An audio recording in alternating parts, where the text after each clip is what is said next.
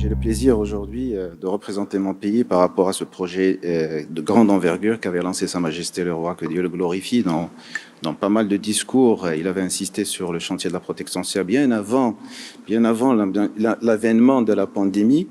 Mais il faut dire que la question aujourd'hui, elle est directe.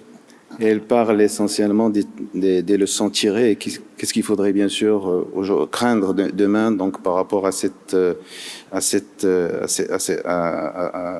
crise-là qui a mis à rude épreuve pas mal de pays malgré leur système de santé, malgré bien sûr leur sécurité sociale et qui a mis en question bien sûr la résilience, que ça soit sociale, économique et aussi sanitaire. Je voudrais peut-être dire que le Maroc, fort heureusement, avec cette clairvoyance de Sa Majesté et les autres orientations, nous avons pu, bien sûr, gérer cette crise avec brio, bien sûr, avec le témoignage de pas mal de pays à l'international. Donc, je dirais que éventuellement, les leçons tirées aujourd'hui tournent autour, bien sûr, de la question de souveraineté. La souveraineté dans pas mal de domaines. C'est la souveraineté qui pourrait apporter bien sûr la résilience sociale, économique et éventuellement sanitaire. Alors le Maroc avait lancé bien sûr le champ de protection sociale depuis pratiquement 2005, parce qu'il avait commencé progressivement par la couverture médicale de base. Et puis, bien sûr, le régime de retraite et progressivement, et petit à petit, bien sûr, les étudiants, les indépendants. Et au jour d'aujourd'hui, on est arrivé quand même à une étape où il est crucial aujourd'hui de généraliser, bien sûr, cette protection sociale, commençant par la couverture médicale de base. Et c'est là où l'action de la pandémie, parce qu'elle a précipité, bien sûr, cette généralisation de protection sociale. Donc, c'est un phénomène qui est au centre des questions dans tous les pays, à l'échelle mondiale, à l'échelle planétaire, je dirais.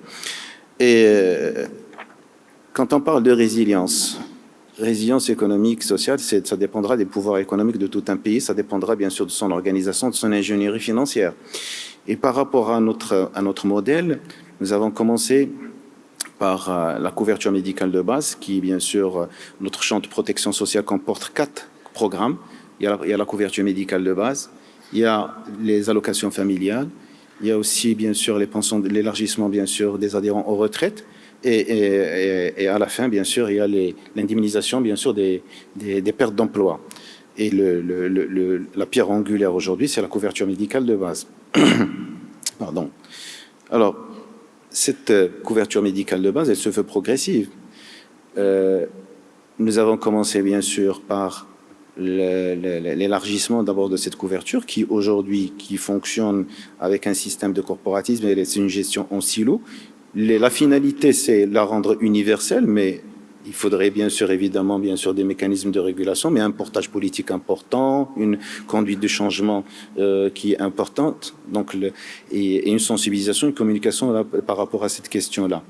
Et bien sûr, évidemment, nous nous sommes penchés sur l'extension vers les travailleurs non salariés. D'ailleurs, tout ce qui est, bien sûr, arsenal juridique a été déjà préparé. Et bien sûr, on se penchera d'ici à la fin du mois sur le basculement, ce qu'on appelle le régime des malades économiquement démunis, c'est le RAMED, donc le régime d'assistance des malades économiquement démunis qui deviendra une assurance maladie obligatoire solidaire. Alors, voilà, le champ de protection va être généralisé. Est-ce que ça suffit? Il y a une grande question. Est-ce que la pérennité de cette action dans le temps? Et bien sûr, sa soutenabilité financière. Est-ce que l'État va pouvoir mettre en œuvre toutes les questions et les mécanismes et éventuellement ajuster les paramètres pour pérenniser, bien sûr, cet apport par rapport à cet apport financier, par rapport à cette génération de la couverture. Bien sûr, c'est un exercice sur lequel nous sommes entrés, qui va nécessiter bien des ajustements au fur et à mesure. Commençons d'abord par le basculement de RAMED et qui nécessitera bien ce qui va pouvoir additionner 22 millions entre TNS et RAMED, 22 millions de bénéficiaires supplémentaires. Ces 22 millions de bénéficiaires nécessiteront éventuellement une absorption au niveau du système de santé parce que, bien sûr, il va falloir faire quand même un suivi régulier pour essayer de contrôler est-ce qu'il y aura quand même un abus de consommation, il n'y a pas d'abus de consommation. Et en même temps, mettre, bien sûr, les mécanismes de régulation qui permettront, bien sûr, de maintenir un certain équilibre. Équilibre financier, bien sûr, évidemment.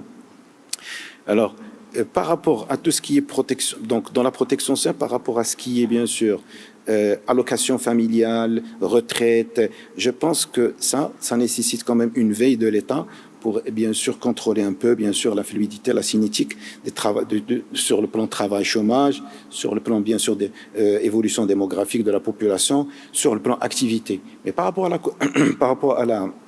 pardon. Mais par rapport à la couverture médicale, ben, vous pouvez comprendre qu'il y a d'autres facteurs qui rentrent en ligne de compte et qui sont indissociables, bien sûr, à la résilience au système de santé. Donc, fort heureusement qu'au Maroc, il y a quand même, on a Sa Majesté, quand il avait lancé d'abord dans ses discours, l'opérationnalisation de la généralisation de la couverture médicale, il a associé de manière indéfectible à la refonte du système de santé. On ne peut pas, bien sûr, généraliser sans pour autant préparer l'assise qui va permettre d'absorber, bien sûr, ces 22 millions additionnels. Et c'est la raison pour laquelle nous sommes en train de vivre aujourd'hui une révolution dans le système de santé qui permettra, bien sûr, de rapprocher un peu les soins, mais en même temps de maîtriser les dépenses en santé. Comment maîtriser les dépenses en santé pour permettre la soutenabilité financière, bien sûr, de la couverture médicale?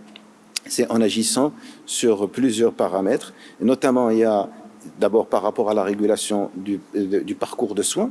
Il faut qu'il y ait des parcours coordonnés de soins qui permettront de canaliser les malades surtout en agissant sur des grandes pathologies chroniques. Et au Maroc, il y a 4 grandes pathologies importantes. Il y a le diabète, l'hypertension artérielle, l'insuffisance rénale et il y a bien sûr les maladies de longue durée dont le cancer, qui sont très consommateurs et sur lesquels bien sûr l'organisme assureur et qui bien sûr l'organisme qui porte la sécurité sociale va pouvoir travailler de concert avec bien sûr les prestataires pour essayer bien sûr de maîtriser les dépenses. Deuxième point fondamental aussi, c'est essentiellement travailler sur le médicament.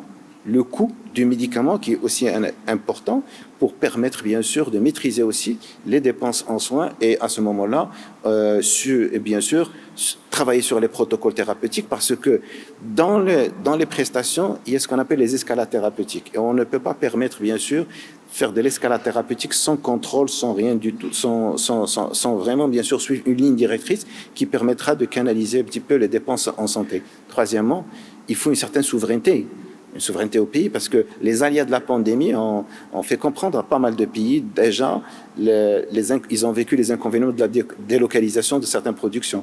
La matière première, elle est détenue pratiquement, tout ce qui est médicamenteux, détenu par 3 pays dans le monde. Et on s'est posé la question, est-ce que, en temps de crise, y a-t-il vraiment une solidarité? On avait vécu ça. Et la question, elle est claire. Est-ce que vraiment, au jour d'aujourd'hui, on peut se poser la question au niveau est-ce qu'il y avait une solidarité entre les pays pendant le Covid, pendant les campagnes de vaccination? La réponse, elle est claire. Aujourd'hui, il y a certains pays qui sont à leur 5e dose et d'autres qui sont à la première dose de vaccin. Donc, il y a une certaine iniquité. Et donc, c'est pour cela la question de souveraineté revient bien sûr en surface. Également, donc, pour pouvoir avoir cette souveraineté, il faut travailler sur la production locale. La production locale des médicaments et bien sûr et créer des réseaux qui permettront bien sûr de se soutenir et arriver à cette souveraineté. Et c'est comme ça comment on peut bien sûr stabiliser un petit peu bien sûr les dépenses en santé. Et un élément fondamental aussi dans notre contexte et selon notre compréhension, c'est qu'il faudrait territorialiser la gouvernance aussi du système de santé qui permettra bien sûr de contextualiser les prises en charge en fonction des conditions, de la culture. Le Maroc possède 12 régions et les 12 régions sont différentes sur le plan culturel, sur le plan géographique, sur le plan environnemental. Et elles sont à même bien sûr de développer leur mode de gouvernance du système de santé et puis bien sûr le mode de solidarité. L'État fait bien sûr un canevas, il dresse un canevas éventuellement, mais la gestion territoriale elle est très importante. لا تنسى الاشتراك في القناة وتفعيل زر الجرس ليصلك جديد الفيديوهات من هسبريس.